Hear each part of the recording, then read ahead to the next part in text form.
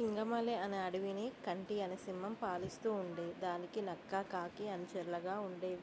ఓ రోజు కాకి ఎగురుకుంటూ వచ్చి, మనం అడవికి దూరంగా ఉన్న ఎడారిలో ఒంటెను చూశాను. దాన్ని వేటాడగలిగితే మనకి వారంపాటు ఆహారానికి సమస్య రాదు అని చెప్పి సింహాన్ని, నక్కని బయలుదేరదీసింది. కానీ ఎడారిలోకి అడుగుపెట్టగానే అక్కడికి వేడికి సింహం, నక్కల కాళ్ళు నడవలేకపోయాయి. దాంతో కాకి ఒంటె దగ్గరికెళ్ళి, మిత్రమా, నువ్వు మా రాజు సింహాన్ని, మంత్రి నక్కని అడవిలో దించగలవా అని అడిగింది. ఒప్పుకున్న ఒంటె సింహాన్ని, నక్కని మోసుకుంటూ వాళ్ళ స్థావరానికి తెచ్చింది.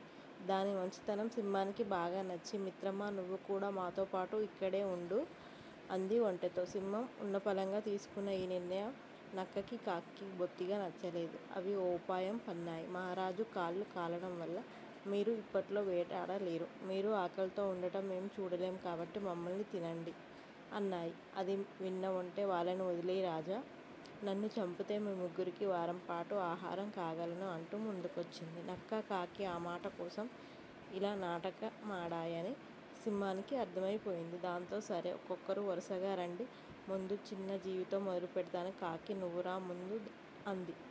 ఆ మాటకి కాకి తుర్రుమంటూ, నక్కేమో పరుగు లంఘించుకుంది. ఒంటె, సింహాలు మాత్రం అప్పట్నుంచి మంచి స్నేహితులుగా ఉండిపోయాయి.